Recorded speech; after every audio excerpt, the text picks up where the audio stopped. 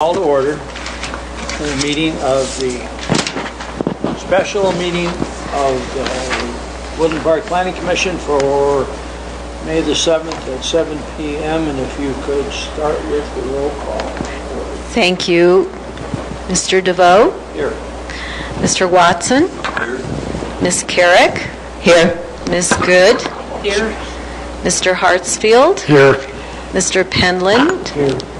And Mr. Schrader. Here. And for the record, Lee Brown and Peter Scanlon are absent. We do have a quorum with 7 members here this evening.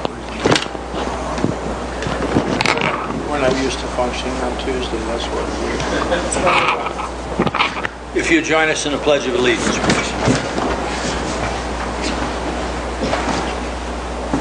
Allegiance to the flag of the United States of America and to the republic for which it stands, one nation, under God, indivisible, with liberty and justice for all.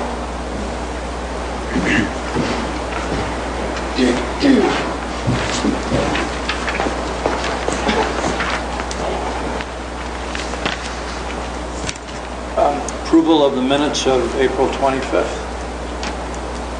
I'm going to recuse myself since I wasn't here. Okay. Nor was I. Do we have a motion? Move that we approve the minutes. Do we have a second? Second. We have a motion and a second for the minutes. All those in favor, signify by saying aye. Aye. Those opposed, same sign. Carried. Public hearings. A, CUP 19-002. Conditional use permit for 18-09-090 F.6 truck and trailer rental on Lot 1, Aspen Acres, 19251 East Highway 24 in the Community Commercial Zone as requested by Pete Lepar, High Country Real Estate Holdings, LLC. This is a public hearing continued from April 25th. I've already talked to Mr. Schrader and Mr. Hartsfield, and both viewed that video, so they're up to speed on where we're at.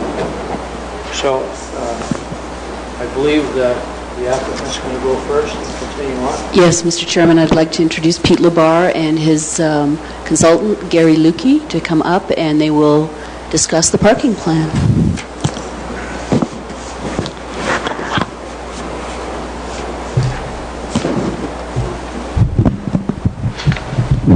Okay, thank you. My name is Gary Lukey, 429 Fairfield Lane in Woodland Park. And I just want to say thank you for the opportunity to present from a couple of weeks ago, and then also this evening to continue with presenting the parking plan. So to begin with, I'd like to make a clarification on the site plan. I had incorrectly included a wrong dimension of the parking space, and I put the width down accurately, 8 foot 6 inches, but the depth I erroneously put down as 12 foot 6 inch. I looked at the wrong column under the standards, and so the actual parking space is 8.5 by 18 feet 9 inches, and so that was just a typo on the site plan in that box. The scale drawing still represented the 18.9. And so I just wanted to be upfront and clear that was a typo based on looking at the wrong column when inserting this on the site plan for that. So we have reviewed the planning department's analysis of the parking plan, and I'd just like to go through just a little bit about the design of this parking plan. First of all, I'd like to make comment that much of the spaces in the front of the building are not really a redesign of the spaces. That is pretty much where the current lines are placed in front of that building. So that's, again, not really much of a redesign. 1 through 10. And then 11, 12, and 13 are located more towards the front of the parking lot, going the different direction, parallel. And then off to the I guess it would be the northwest side along the bank is where we did it in an alphabetical format to show where we believe the vehicles will best be situated there. So the number that we calculated, we do feel that it meets the city's criteria for having one for every 200 square feet of retail space. I identified this building is broken up into two spaces. We label them Office Space A, Suite A, and Suite B. So that has a combined square footage of usable space of 2,405. I know that as the city staff reviewed that, they calculated theirs, and our total number of customer parking spaces, I think they calculated at 10. And we are showing at least 11 there, so we do feel that the number is sufficient for this particular project. Another area of the site plan, so this, I believe the parking places and the way it's situated is pretty self-explanatory. We have added in the area that is not asphalt and that runs along the bank and up to the fence, we are planning on placing gravel in that area, in that particular location, and we plan on doing that to start. Mainly, there's a lot of dust and various rocks, small rocks, etc. So we want to cover that up for dust abatement. We don't want the dust being blown up there in with the equipment there and dusting the equipment, etc. So we plan on graveling the area there between the asphalt and the building, and then the area from the asphalt to the fence shall also be graveled in that area. So to begin addressing some of the staff comments, we agree removing parking spaces number 1 and 2. Again, we just basically traced what was there. We're in agreement. We will not stripe that as it appears to cross over the border. And so we don't have any problem with not providing any space there in numbers 1 and 2. Again, I've addressed the mistake on the site plan, but again, just to assure, the dimensions are within the city requirements of 8.5 by 18 feet 9 inches. Addressing the employees parking on the street, none of our employees will be parking on the street. We can control that. There is a comment about customers parking on the street, and we don't really feel like we have a lot of control over where customers park, but we can tell you that our employees won't, and the trucks and equipment will not be parked on the street. But we don't really necessarily feel like we can control the customers, and along with the neighboring businesses, etc., they can't control it as well. But we do agree that the employees won't. As far as restriping the pavement, the asphalt within the date allotted, 12/31 of 2019, we're good with that. As far as the completion date, could depend on the boring. The water boring that is scheduled, or I don't know if I say scheduled, but is planned to occur, and weather permitting, we can definitely fulfill that particular obligation. We do plan on restriping the handicapped area, add signage as recommended by the city, the staff. We do believe the parking lot and where the handicapped area provides adequate access to the front doors of the building, and it's a good location from there. The landscaping around the parking lot, around the premises there, it includes a mixture of natural vegetation and grass, and so we believe that that should be just a natural type of landscape that will border these things. As far as lighting is concerned, I provided a diagram, which is that in here? Yes. Is that on the? It's not on the. Okay. So you have a copy of the lighting proposal, and so we propose to place 4 lights at the front of the building, pretty much equally spaced. You could see approximately where those will be located, and then 1 on the side. As a matter of fact, they are boxed for lighting. And so we just really need to get the fixtures. And I just included a sample design of the fixture just to acknowledge that we understand that the lighting has to be up within the canister and pointing downward. So we will make those code compliant. But we believe that that will provide adequate lighting for that building and for the parking lot. So I guess to summarize, we do plan on fulfilling the requirements as drawn on the site plan and agree with the staff's recommendation regarding the handicapped areas, the lighting, and we will plan on, depending on where business and how we see the inventory, how we see business develop, will really determine if we plan on asphalting the gravel area as stated. Okay. Good. Thank you. Thank you.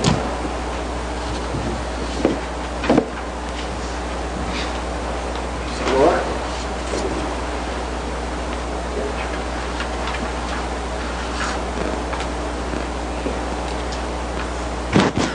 All right, Mr. Chairman, so again, this is the second hearing, the continuation of the public hearing for the proposed U-Haul conditional use permit.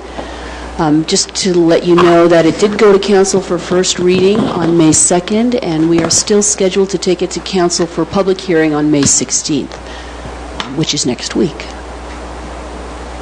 So again, the site is located in the southeast quadrant of the city. This is an aerial showing some of the surrounding areas and development and roads.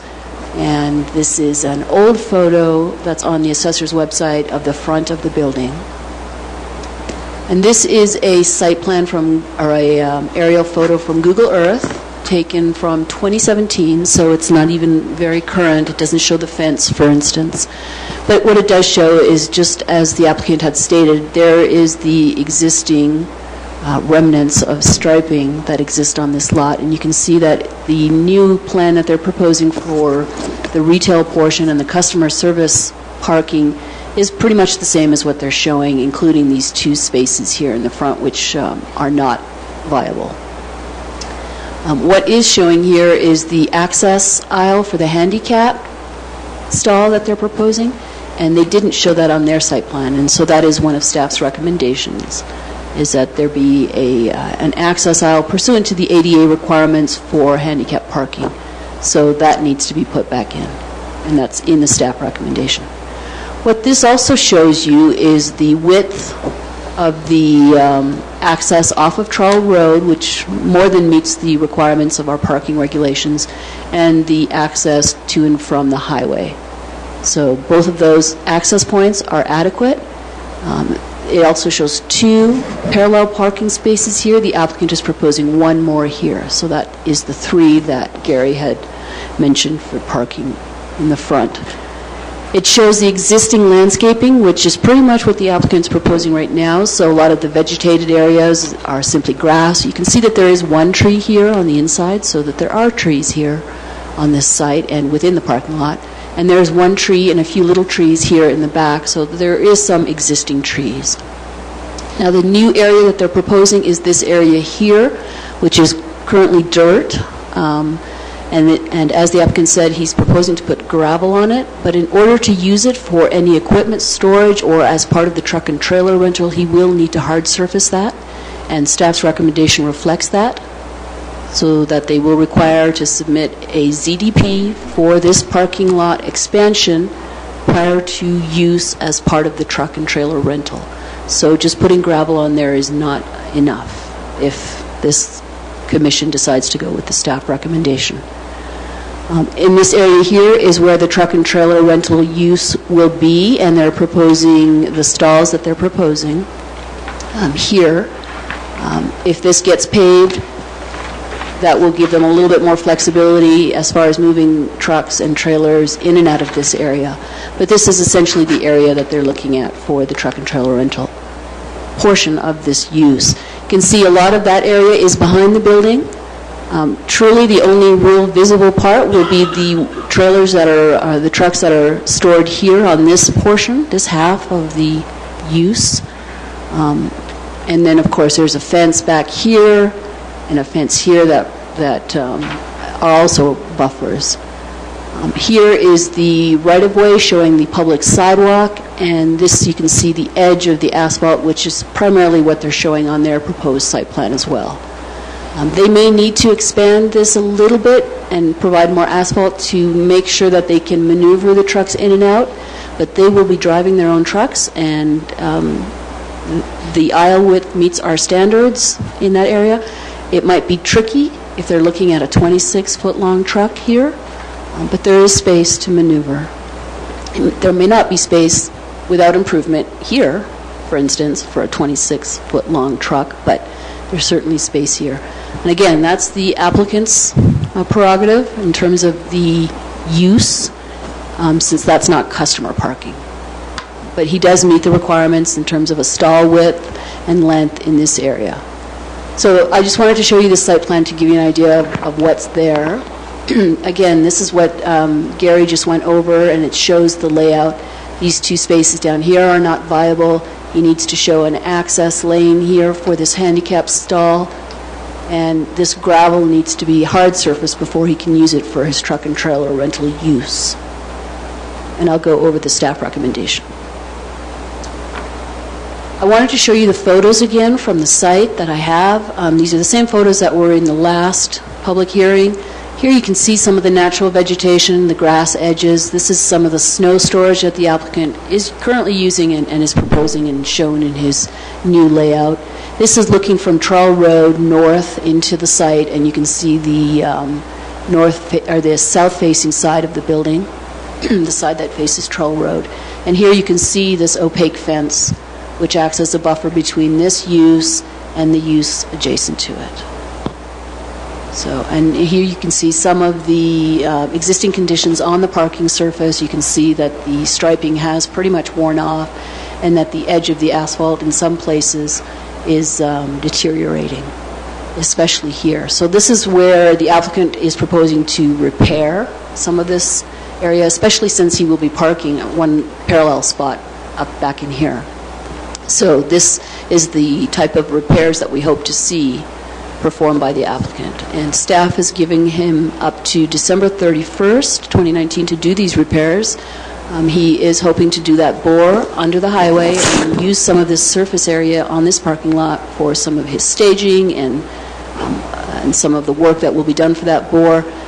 And staff doesn't object to those repairs happening after, so that they don't have to repair the parking lot twice. But definitely repairs are needed, and staff does have a regulation that requires maintenance of parking lots. So if we do get complaints and there's big potholes, we will send our enforcement officer out, and we can enforce repairs within private parking lots. So that is a regulation. Wanted to show this too, just to show you how the deterioration along the edge is occurring, and we would hope that the applicant would repair that with this. A lot of that is because the drainage comes down this way and probably curls under there, so they may need to look at their drainage to prevent further damage and or damage after they've renovated or repaired. This slide, this picture shows you some of the slope next to the public right-of-way, the sidewalk within the adjacent to the highway, and that there is a significant slope. But again, most of the drainage is going along the parking sheet, flowing down into the access ways and out to the highway or to Trawl Road. So there's not a lot of drainage coming this way. This is looking from the highway on the northwest corner of the site, looking south along the highway, along the sidewalk, along the slope bank, and this is pretty much the edge of their property right here. This is where their parallel spots will be. They do have a sign here that they will be hoping to use. And again, this gives you an idea of some of the surface conditions on the parking lot, the currently existing surface conditions. And you can see that there are significant cracks and degradation along the edges, which is fairly simple and easy to repair. This is also the site where the applicant is proposing to put the trucks and trailers for that use, to store them and to have them moving in and out. And again, he does have space to be able to cut back. If he needs space to maneuver some of the longer vehicles, he can cut into this slope. It's not that difficult. But at this point, he's just proposing to lay it out for the trucks and trailers.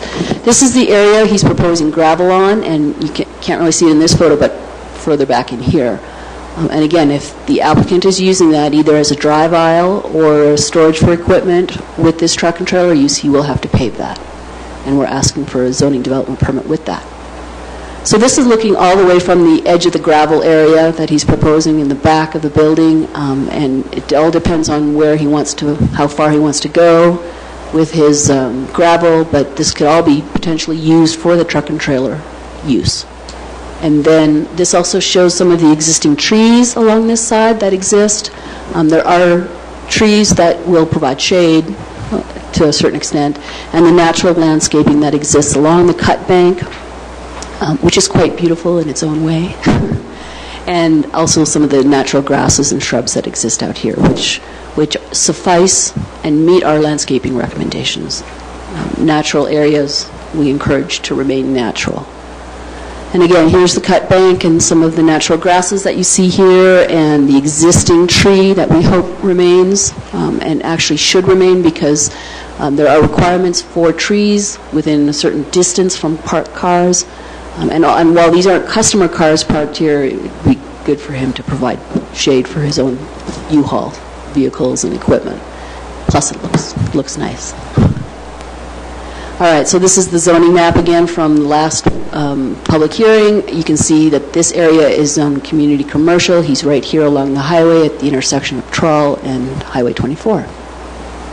So staff did an overview of our review and analysis of this application for a conditional use permit. And really the only thing that's different was that they had submitted the parking plan pursuant to the Planning Commission's recommendation at the last meeting, and that I did review the parking plan, and I would like to go over that in about 5 minutes if I can ask for your patience. So what I did was a review of 3 sections of the municipal code. They were sections 1833-180E, which are design standards for parking lot, landscaping. I also looked at the standards in 1821, which is the community commercial zone district, and I looked at the standards for off-street parking and loading, which is municipal code section 1839. So starting with section 1821, which is the community commercial zone district, it simply says you must satisfy all of 1839, which is off-street parking and loading, and then I go into that analysis further on. And then in section 100 of this zone district, it says 25% of the lot is to be landscaped, 1/2 is to abut a residential zone. None of this lot abuts a residential zone. They are required to have at least a minimum of 9,801 square feet of landscaping. They're showing approximately 12,000 plus. And so staff believes that complies as far as the landscaping standards, which again includes natural areas, grass, and any xeriscaping that's out there.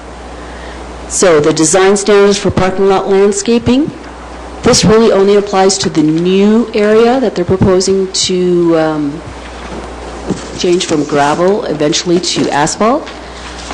Everything else is not a substantial improvement, but staff has considered as repairs. So for the new area, they had to submit a landscape plan, and they did. They did that with their parking plan, and it showed where the existing landscaping is, and staff was able to see the trees that exist, and that suffices. While it's not the most beautiful landscape/parking plan, it was sufficient for an analysis.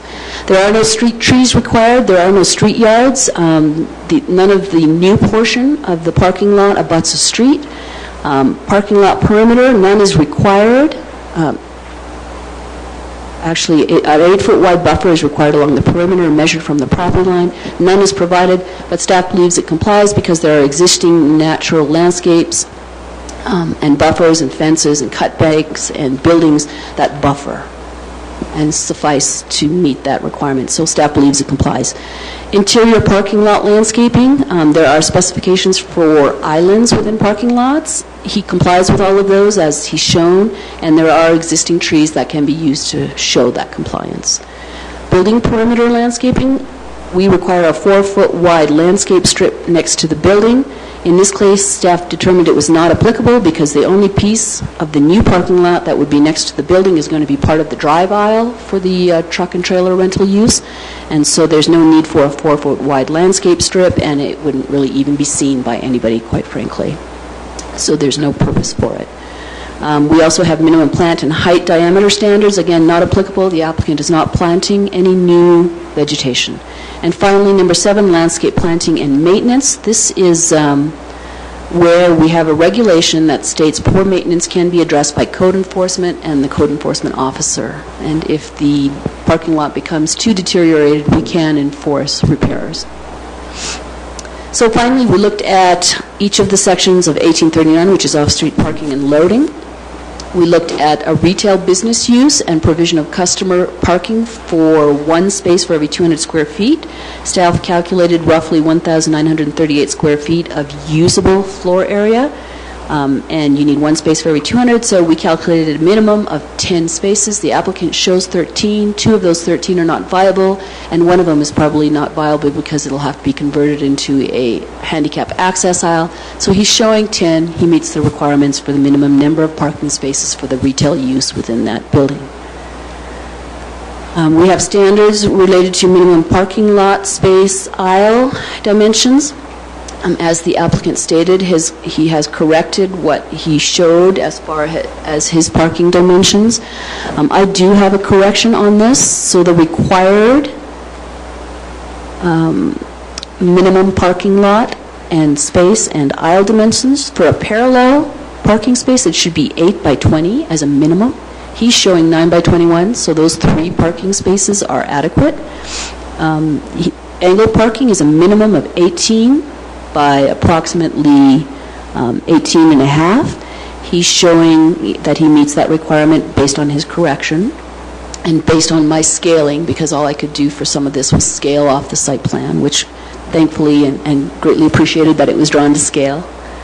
And then aisle dimensions, minimum, range from 9 to 32. I had 11 to 18 in there. So it should range from, the requirement is from 9 to 32, depending on one-way, angled parking, two-way, parallel parking, all of those different requirements. And he's showing aisles of 15 to 23 feet, depending on where you are. So staff does find it complies. Then the next one is parking lot access and aisle dimensions. Again, for a one-way, minimum access to the parking lot is 10 feet wide, and 18 for a two-way. He's showing 25 feet on Trowell Road, a width access, and 23 feet on Highway 24. Both of those comply with our aisle dimension requirements. Setbacks, parking lots may be in setbacks, but they cannot extend into a right-of-way, and that is why parking spaces 1 and 2 are not viable. No backing is allowed onto streets, and with 1 and 2 gone, he meets this requirement. There has to be accommodation for service vehicles with no dangerous movements. Staff believes that there is accommodation for parking and loading and service vehicles within this lot, and it complies. Parking lot and other vehicle accommodation area surfaces has to be hard surface, asphalt or cement, and curb and gutter in the new area. It complies as conditioned with staff's recommended condition, in that the new area be paved and include curb and gutter, a drainage letter to address how it ties with the drainage of the current parking lot, and that they submit a zoning development permit for this new improvement. Parking spaces have to be marked, so staff is recommending as part of the recommendation that new striping be done prior to December 31st. And also, staff wanted to correct the spelling on that word. It should only have 1 P. Parking lots have to be maintained. Again, as I've mentioned before, we do have this ability to enforce parking lots. They have to be free of potholes, trash, and they have to have visible space markings, and we have the ability to enforce that. And staff is recommending that the applicant complete this repair, all these repairs, by December 31st, 2019. The handicap parking, they are showing 1. 1 is all that's required. However, it needs to be restriped so that it's visible. There needs to be signage added, and there needs to be a 96-inch wide adjacent access aisle. and ramp to the building. So all of those have to be completed with that handicap space. The applicant is required to have at least 323 square feet of snow storage. He's showing and has marked on his plan over 1,400 square feet, so he complies with the snow storage requirements. Landscaping in this section, we require a 4-foot wide maintained and vegetated border on all lot edges. Again, a lot of the lot edges are adjacent to existing natural landscaped areas, and staff believes that's sufficient. Joint uses of parking spaces. It is permitted when there are overlapping uses. In this case, the applicant, I believe, has tenant agreement for parking and parking areas and parking spaces with his tenants that staff has not been privy to. But the tenants may share spaces if there's overlaps, like when one is closed and one is open. It's all subject to whatever tenant agreement they have with the tenant and the landlord. But the truck and trailer rental spaces have to be dedicated for the truck and trailer use. That is the requirement. That's the spot where they're using truck and trailer rental. Off-site parking lots, it is permitted, but in this case, it's not applicable because staff is not, first of all, they don't need any off-site parking. They meet the minimum of 10 spaces for the customer services. And staff is also limiting on-street parking and any off-site parking so that there are no customers or employees on either Trull Road or on the highway. So I believe it is within the jurisdiction and the duty of the tenants to monitor any cars that park along the street, and staff would require that they remain open and accessible and unobscured by other vehicles within the border of his lots. Loading and unloading areas, staff believes that they have complied. There are sufficient areas that exist for loading and unloading. It's going to be a little tricky for loading and unloading of some of the longer trucks, but that just means that maybe they don't park some of the longer trucks in some of the more narrow areas, and they would have to manage their own trucks. On-street parking, again, not recommended in staff's recommendation. We are prohibiting on-street parking along Trull and Highway 24. So that concludes my analysis using the municipal code. Again, last meeting we did go through all of the 11 conditional use permit standards, and I'm not going to go through them again, but they are here, and staff does believe that they comply with all of these standards, and then does recommend approval based on that analysis and the analysis of the revised parking plan. Approval based on the findings contained in the staff report and as it presented at public hearings of the conditional use permit for truck and trailer rental for Lot 1, Aspen Acres, with an address of 19251 East Highway 24, subject to the following conditions. 1, at the parking, at no time shall employees or customers park on street, nor shall trucks or trailers that are for rent be parked or left on Trull Road or Highway 24, and at no time shall maintenance, excluding light service such as filling tire air or windshield washer fluid, be performed on any vehicles within the parking lot, including the truck and trailer rental units. This sentence needs to be added, shall be added to the parking plan prior to opening of the U-Haul business, and all tenants of Lot 1 shall be provided a copy and shall comply with the requirements of the approved parking plan. Number 2, improvements. The property owner shall install all of the following improvements within the specified time frames as follows. A, lighting. Prior to opening the U-Haul business, all proposed wall lights shall be installed and shall be fully shielded, downcast, and shall not exceed 3,000 Kelvin in temperature. B, the existing parking lot area. Prior to December 31st, 2019, in 6 months, the applicant must repair existing asphalt surface, including repair of broken edges, potholes, etc. The applicant must restripe all parking spaces, and 3, add handicap parking signage, 8-foot wide van accessible aisle adjacent, and ramp to the building. And as a note, spaces 1 and 2 are not viable parking spaces and shall not be striped and are not counted as parking spaces. Finally, 2C, for the new parking lot area, prior to using the new parking area, the applicant shall receive Planning Department approval of a zoning development permit for the new parking lot area for which ZDP shall include a full design and specifications of the parking subsurface, surface, curb and gutter, etc., and shall include a drainage letter by a qualified professional addressing the drainage for the new area and how it ties into the existing parking lot drainage and the surrounding drainage system. And finally, condition number 3, erosion. The property owner shall monitor erosion from the cut bank on the north side of the property and shall address and be responsible for any bank instability or degradation that may arise due to sloughing or other forms of erosion. Erosion from this cut bank or other area of Lot 1 shall not impact adjacent properties or rights-of-ways. Any impact shall be corrected or mitigated by the property owner. That concludes my staff report, Mr. Chairman. At this point, we'll entertain questions to the applicant or staff.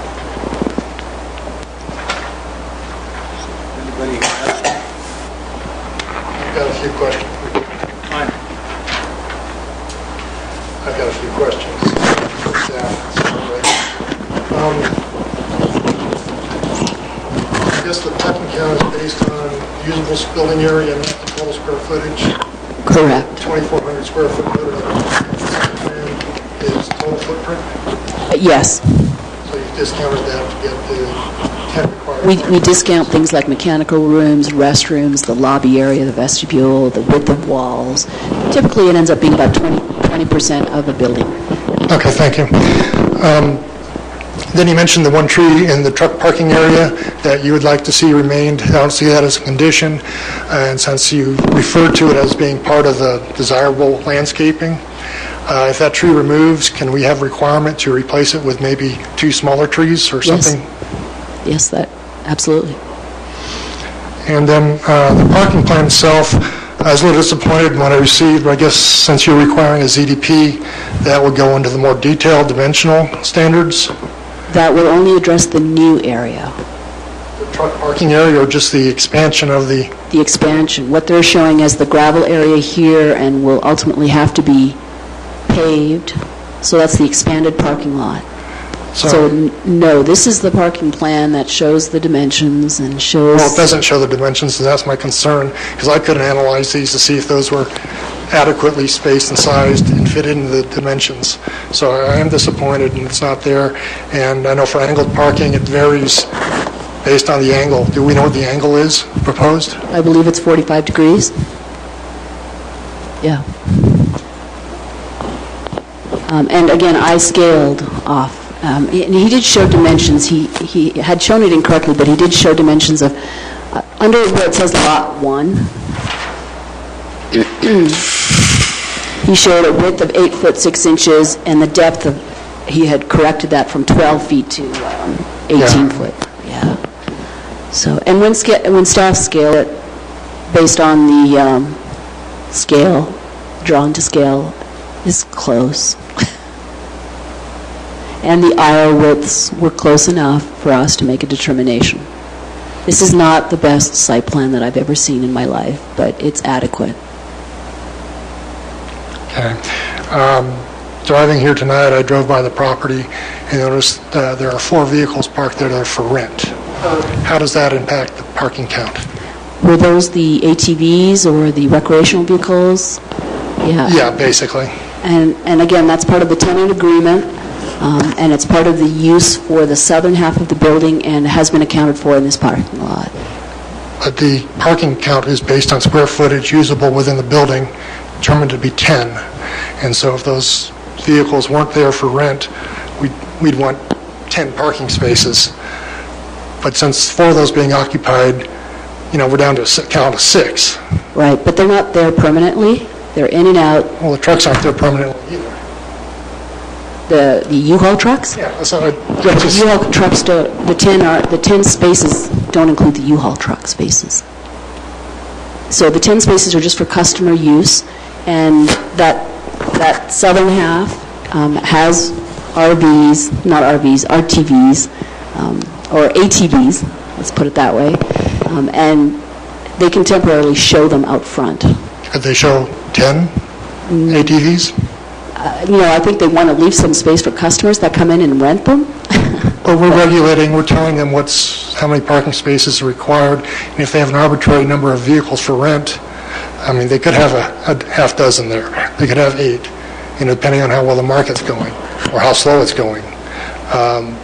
So that doesn't come into calculations as far as the parking It requirements. does not. Staff's looking at the number of spaces required, 10. They show 10. Staff believes that's compliant. And perhaps we should have the applicant address how to accommodate the tenant and their recreation equipment. Pete LeVar, 19251 East US Highway 24, Woodland Park, Colorado. The tenant, if you look on the site plan, there's the concrete area adjacent to the building. The tenant in the past has parked there. Speak directly. Okay. This area right here, they parked their vehicles there in the past. Basically, we're not occupying the other side, and so they've spread out their equipment, and I have no objection to that. In the past, during the summertime, they typically may have one vehicle there, possibly two, and they're out on the road. They're much like we are in the rental business. We want to get the vehicles in and out, and so having them sitting on the parking lot doesn't enhance the bottom line. Okay, thank you. Somebody else? Well, I'm not done yet, I'm afraid.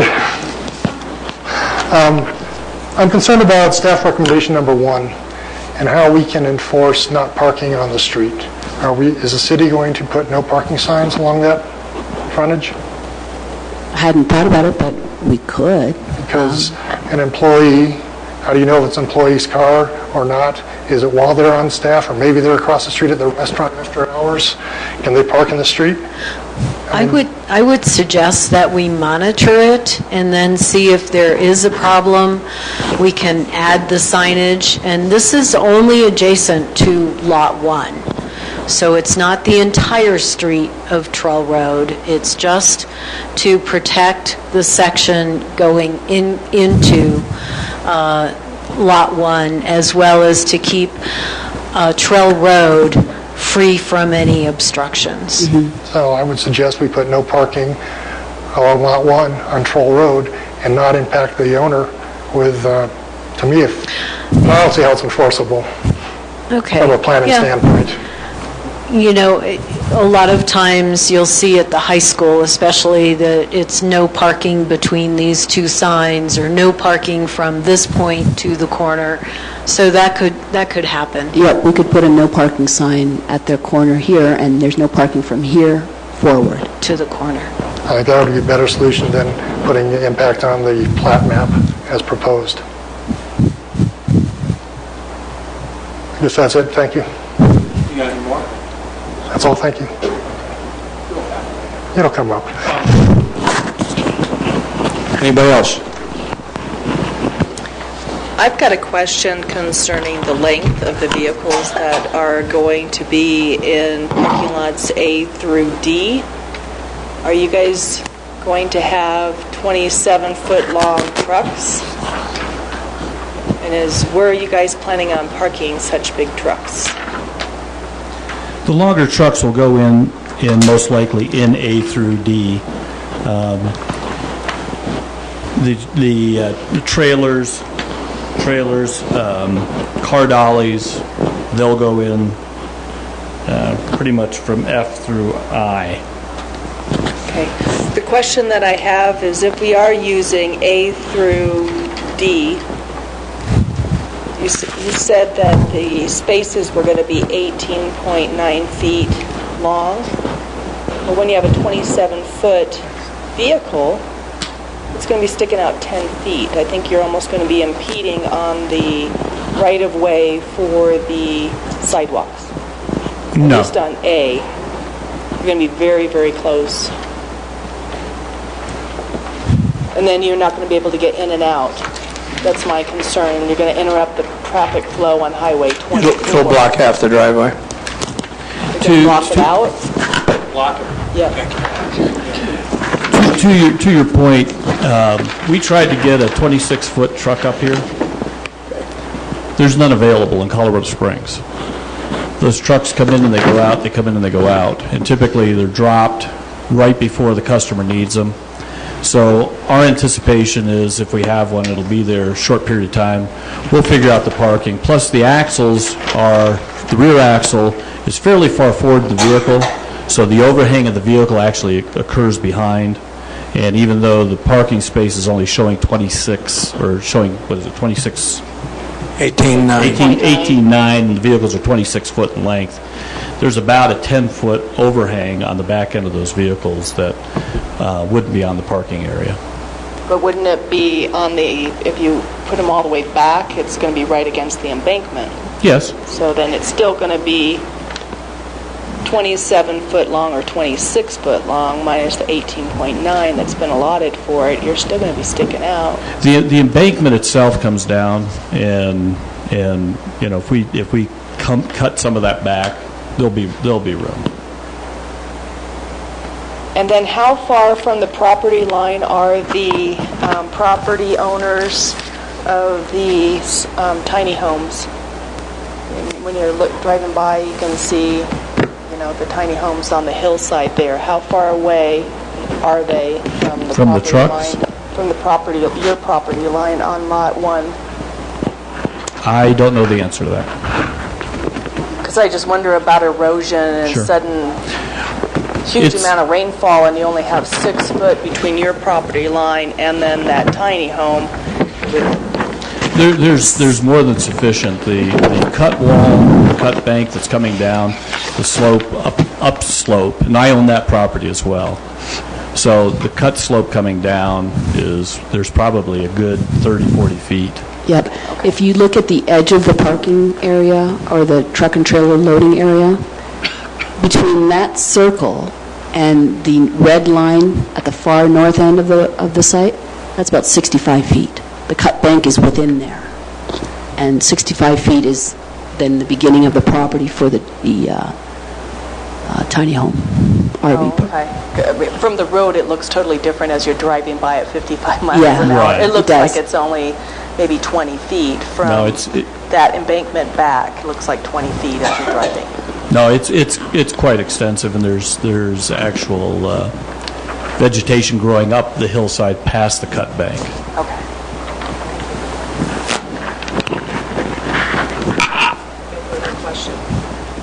Anybody else have a question at this point? If not, we shall open up the public comment. Do we have a list of the people that want to speak? Well, we'll just do it by who showed up first. Where's the sign-up sheet? She'll get it. Hold on.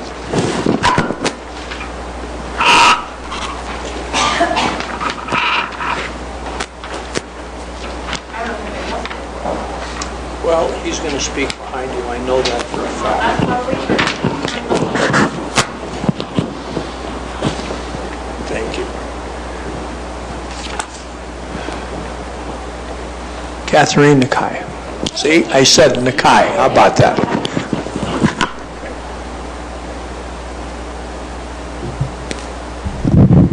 Catherine Nakai, 225 Morningstar Court. First portion of this is actually Michael can't make it, so he typed something up that he would like me to read. So he said, last year the same applicant and another partner requested and were approved for self-storage with RV storage and truck and trailer rental limited to 10 units per code by this commission directly across Highway 24. At the time, the commission was concerned for the aesthetic impact of outdoor RV storage and required the applicants to provide indoor-only storage of RVs. Municipal code was even modified and approved to remove the size limitation for storage units in order to accommodate this use. After approval at this commission, the applicants requested and were granted a waiver to the 10-unit limitation by the City Council to a total of 30 units, based on the recommendation of the Planning Department.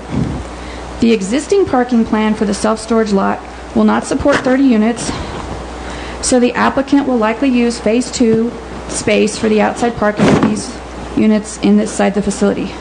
This essentially negates the Commission's effort to mitigate the aesthetic impact of the outdoor RV storage and truck and trailer storage.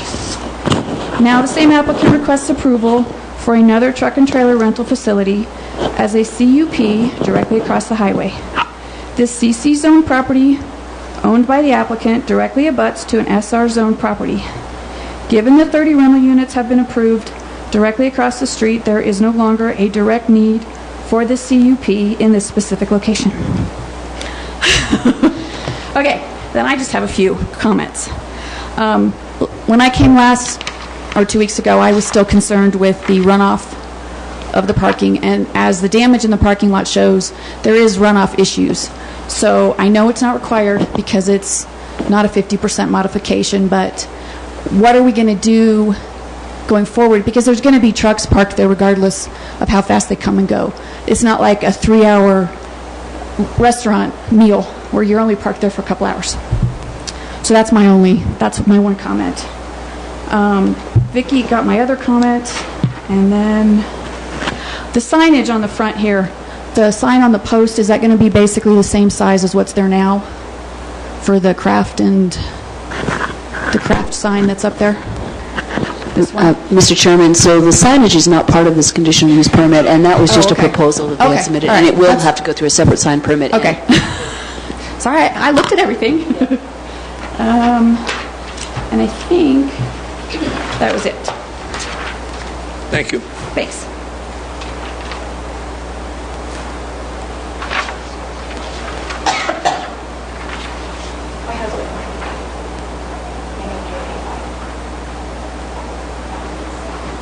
Name's Carol Trader, 425 Pembroke Lane, Woodland Park.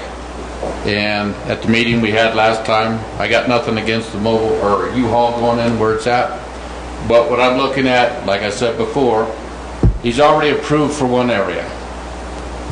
And then he's doing this one. His man that sat back there from the U-Haul said that they would never fill up 17 spaces in the place that he's doing now. So with what the U-Haul man is saying, what he's putting in, and 30 spaces across the street, he doesn't need both. And it would not be conducive to the community that we have here now in a small town. We don't need all this industrial at our front door. My suggestion is, you give him the approval for U-Haul where he's going in now, make the modifications that he needs, but once the storage unit is finished across the street, and he can move all of his U-Haul over there, you close this one. Make it temporary, so we don't have U-Haul pillars coming into Woodland Park. I think that makes sense for the community. Plus, he has 30 spots over there, and if he's never going to fill 15 or 17, he doesn't need 47. It's two different businesses. It's not the same business. Okay? One's taking U-Haul, the other one's taking U-Haul, Two different ownerships.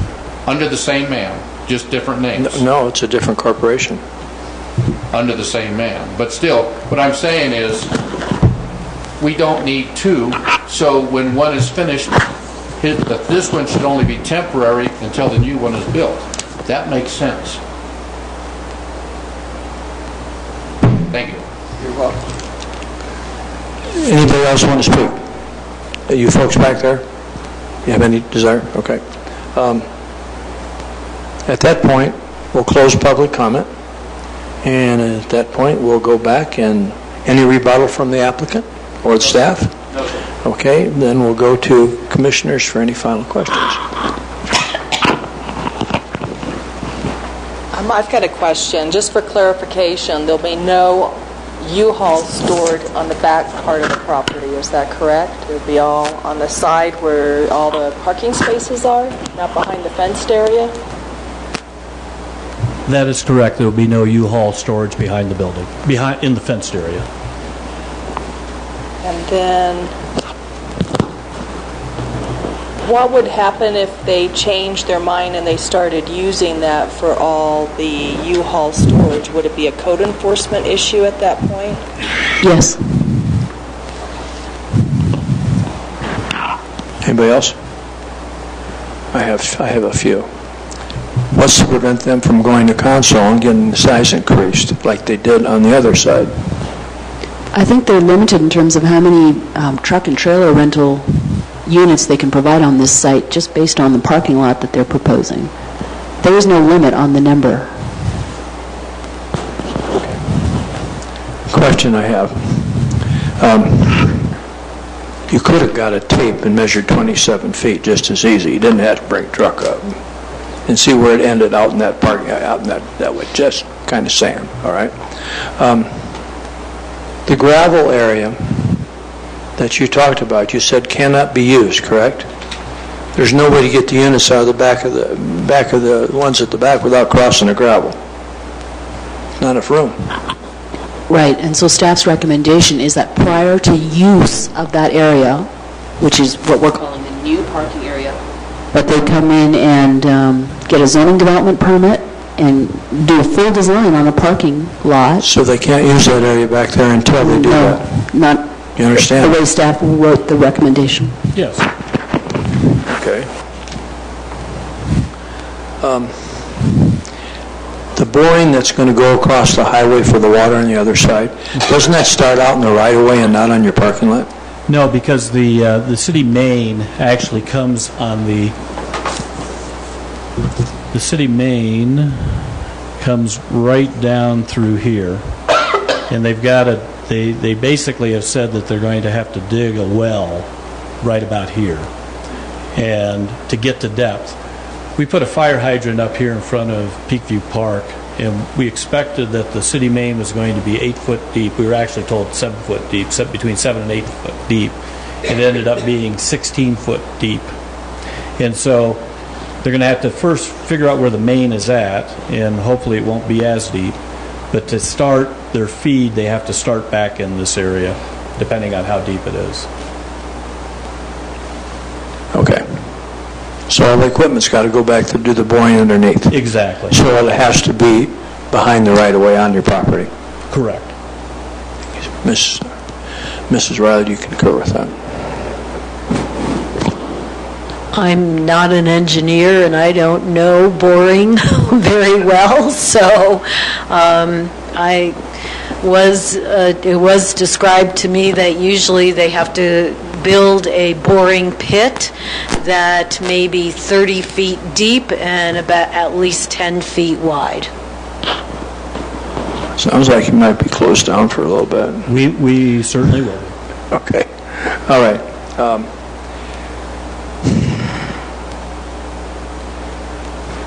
You're going to have two different businesses in front of that place that leave their vehicles there and leave with another vehicle. Pick up the truck, off they go. Pick up the recreational vehicle, off they go. So you're going to, in some cases, on a weekend, that vehicle may sit there for a couple days until they bring the truck back. No, That's how it works, and I've rented No, one. the customers who are picking up the U-Haul vehicles will be required to remove their vehicle from the lot. They typically take it with them. So there'll be no long-term parking allowed on those parking That spots? is correct. 1 hour parking, whatever. Right. So there'll be signage there that says that, correct? There's no proposed signage at this point. Well, I would propose we add some signage to say that, because otherwise, I'd go 5 or 6 RVs and 4 or 5 trucks. You don't got any place anybody to park, if that takes place. We can also enforce overnight parking, but We have such a big police force. I just mean it's easy for you guys to control that. Sure. Okay. I have to admit that Laura has described a landscaping plan over a seriously degraded parking lot that is amazing me, okay? And the landscaping, I'm trying to figure out where it's at. It's in between the clumps of grass somewhere, okay? And hopefully, what I was looking for, that's the entrance to our city.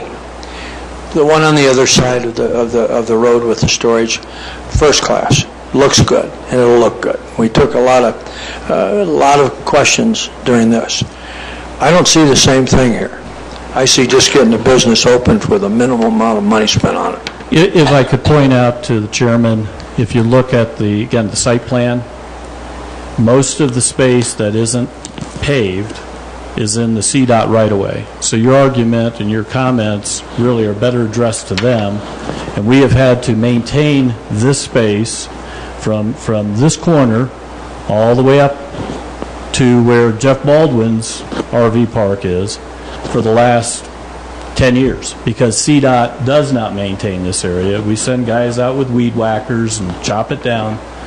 But if you can get CDOT to approve putting a tree in there, in their right-of-way, I'd be more than happy to plant bushes, trees, what have you, as long as they don't block, our view of our business. But there is no, we've got this little island right here, and half of that is an old wellhead. So, we don't have space to put any to put much landscaping. Just my concern is you can make this look like a really neat place and blend in Sure. with a good restaurant across the street with good condos and that in the back, or you can make it look like North Nevada in the industrial complex. Those are Understood. two different images. For our community, I hope you choose the first one, not the second. Okay? Because I know you can do that. I'm about done with my questions. Anybody else come up with anything? Okay, in that case, at this point, we would look forward to any more discussion or a motion in a second. A couple comments on the staff recommendations. I take objection to that first one. I'd like to see street signage saying no parking rather than a restriction on the property owner. And then we also briefly talked about that one tree, so I'd like some kind of amendment in there recommending that the tree stays or be replaced with multiple other trees. So, Mr. Chairman, may I clarify? So, Commissioner Hartsfield, are you looking to strike all of one and replace it with something that says a no parking sign shall be added at the southeast corner, indicating no parking beyond the sign? So you want to strike number one? Yeah, I'd like to altogether? strike number one and just install street The way you signs said it, saying no parking between these signs. That's the easiest way to do that. Now, that would be a city responsibility, wouldn't it? Yep. Thank you.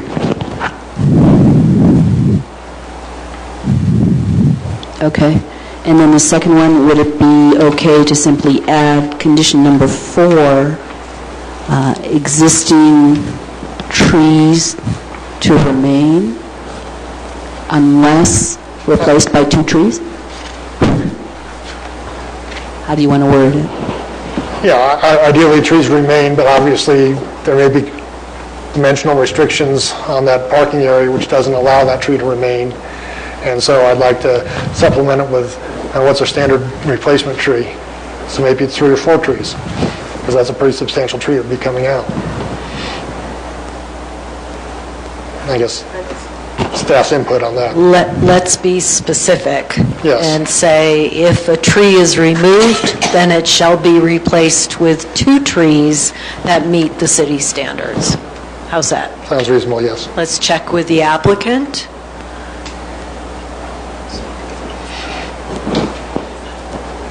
I'm fine with that requirement. I just would have to figure out where we would put the tree. Oh, maybe you lose a parking spot. What's that? Maybe you have to lose this parking spot. That could be. As long as we're not limited to where we place it within the confines of the lot, I'm fine with that requirement. I think Yeah. you would be able to select the location. Okay. To add to his remark about that, in the case of drainage and that vertical erosion and that wall that comes down from up above, it almost seems that would lend itself to some kind of a small railroad tie, nothing, I don't mean do the whole thing, as far as your drainage, to be able to come up with some kind of a wall to back up, the truck don't back into that thing and create more erosion, and maybe put a plant or 2, a low shrub along that, and get the trees out of there, because you're going to need the space. There's a way to make that look nice back there with some just low shrubs and landscaping, and maybe some 4x4s or 6x6s that would go across there that would help stop that erosion coming down off that vertical cliff, that's all. And I don't think that's a real expensive thing to do, but it might make it look a lot nicer there.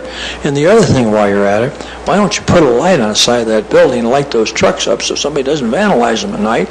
Because you won't go, it'll still comply with full cutoff for the skies and light up the front of those trucks. Because the lights is your biggest deterrent from kids getting there or people coming in there messing with your vehicles. Just a thought. Because you got a light set on that side of the building anyway. But rather than just a down, but something that would probably allow some security for you at night along with her. And also, it's a great sign. You got all your trucks and your name on it. Anybody else? Oh, I guess then I'd like to make a motion to approve the right verbiage here.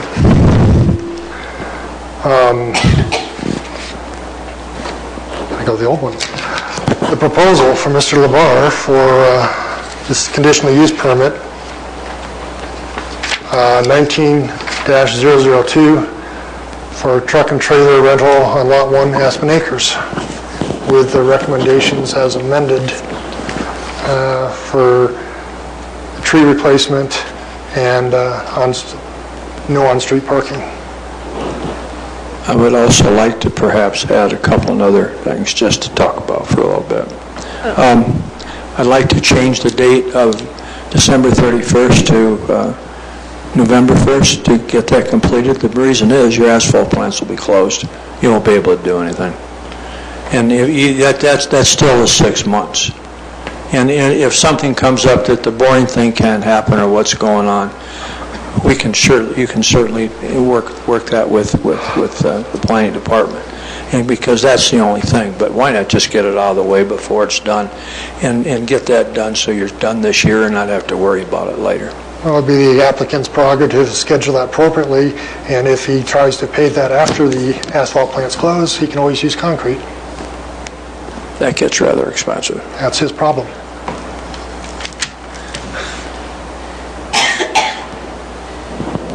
We just agreed with staff's recommendation, and basically, we're hopeful that the boring will occur in time to do the paving and get that done. And the only reason why we're delaying the paving is because of the boring. So, I'm fine with November. I'm fine with whatever date you want to set. It's just as long as we have the latitude based on the boring. Because we expect that once the boring is done, they'll do compaction and we'll come in and pave. Is that okay with everybody? And also, you were going to add those signs on that as far as that's no overnight parking, so those people don't leave their vehicles there. Because that'll create a mess for you if they do that. I'm happy with doing that. So we didn't get a second on that motion before the chair tried. Well, I'll rescind the motion and restate the motion that we approve CUP 19-002 conditional use permit for the truck and trailer rental on Lot 1 Aspen Acres with the staff's recommendations with the following modifications. 1, to eliminate item 1 and provide no parking signs on the street.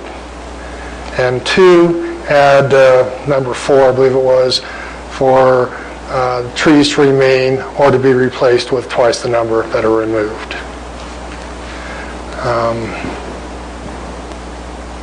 I think as our discussion, we'd leave the completion date of the paving to the December date. No, I thought it was to change to November 1st. Well, then we... On 2B. Well, that's not my motion.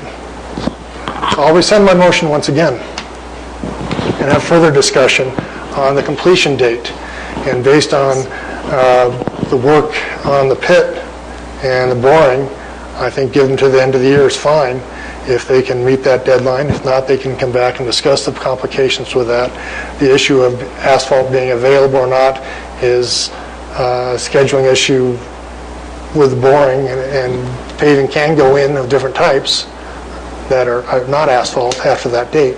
So I'd leave it to the owner's prerogative of when, sooner the better for him, to get that paving up in operation and everything else, but give him that leeway of the additional month, as originally stated, to the December date.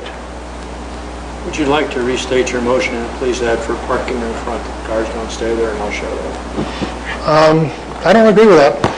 What was the, well, entirely, or maybe I don't understand that. Okay, if somebody comes in to rent a vehicle and they leave their car there and they take off for the weekend with the vehicle, they're going to bring it back 2 days later. So you like We it? have 3 or 4 of the recreational vehicles doing that. It's going to take up all their parking unless he enforces that there. Okay, so Both businesses. you want a signage in the parking lot stating no overnight parking? Or on the pavement or whatever you got. Some kind of on-site? Mr. Chair, can you use your microphone, please? I hate this microphone. Thank you. Okay. Now, what do you know? Now, explain your justification for the parking signs. It's just the fact with 2 like businesses there that drop off vehicles, okay? And he'll have to enforce his tenant to do the same. Because you're going to have a tenant in there that you're going to... So just to clarify, I know in the discussion you mentioned a 1-hour limit, but you're now proposing an overnight? Well, no. I mean, whatever you feel comfortable with. It's going to save you the problem of... So I'm opposed to a 1-hour limit just because you have staff and other people. How about 2? Let's go for 3. I'd be agreeable to an overnight, but I don't think there's an hour time limit that'd be appropriate. Okay. We'll do it with overnight. Does the rest of the planning commission feel that signage for no overnight parking? Okay, thank you. I'd like to read back his motion. I rescinded my motion. Oh, that's right. Yeah, we don't have a motion on the floor. We have no motion. Would somebody like to make a motion? Anyone else? Third time's a charm? Go for it, Ken. I would propose that we approve 1902A conditional use permit for truck and trailer rental on Lot 1, Aspen Acres, with staff's recommendations with the following modifications: that item 1 be struck and be replaced with street signage stating no parking from along the Troll Road. Item number 4 be added to require existing trees to remain or to be replaced with 2 trees for every tree removed. And I guess item 5, that the on-site parking lot spaces be signed to be no overnight parking. Thank you. You're seconding it? Okay, thank you. Ready for the roll call? Watson? Yes. Carrick? Good? No. Hartsfield? Yes. Penland? Yes. Schrader? Yes. And DeVoe? Yes. Motion passes 6-1. Thank you. Thank you.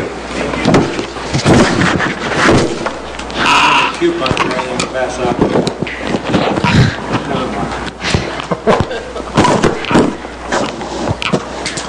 I just have a couple of reports on your desk. Is the monthly report for the planning department, and we have highlighted our mountain pine beetle survey that was completed in March. This survey showed 32 pine beetle trees in our community.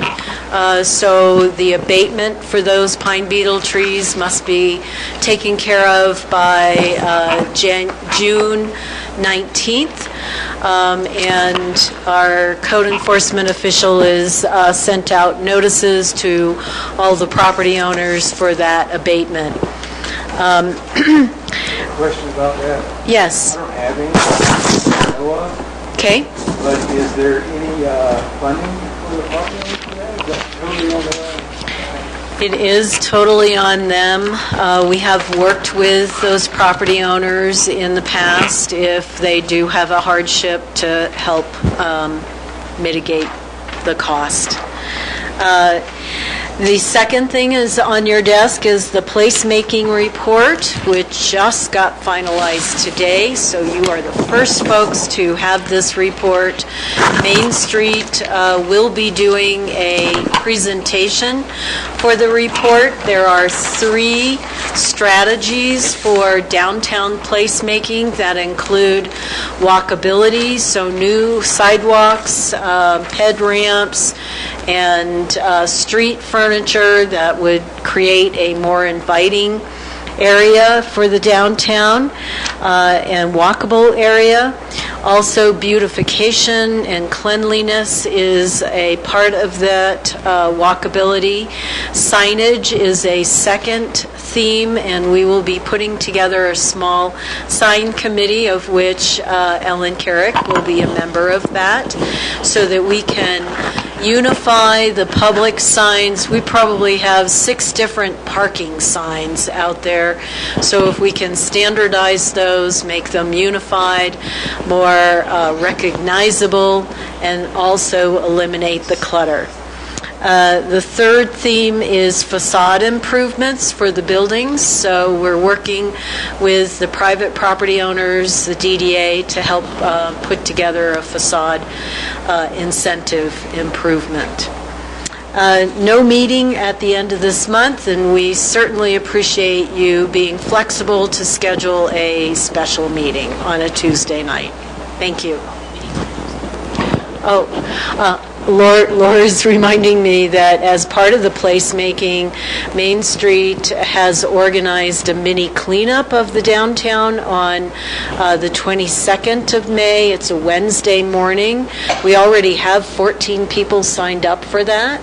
So they'll be washing street signs, lamp posts, railings, sweeping, and of course picking up litter and doing some weeding as well. And then on June 8th is the community-wide cleanup. Hope to see you all at the Cultural Center, the Pavilion, starting at 9 o'clock. We will assign you to different parts of the community to help pick up litter throughout the road rights-of-way. So lots of effort to try to spruce up and have our community sparkle for the summer. On the Beetle, Yes. I know they fly between April and May. No, sir. When do they fly? They fly in August. Are you sure? I am positive. Okay.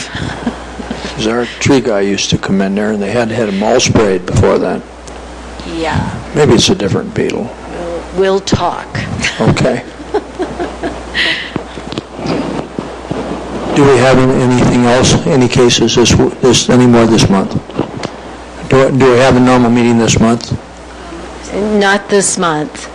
In June 13th, I think it is, the first meeting in June, there is a preliminary plat for property up by Sourdough Road and Highway 67 for 25 lots, and it's a PUD amendment to the Shining Mountain PUD. So yeah, and this week we're expecting 2 more applications to come in, so it's going to be a busy summer. Anything else? Anything else? Motion adjourned. Thank you. So moved. All those in favor? Aye. We're adjourned.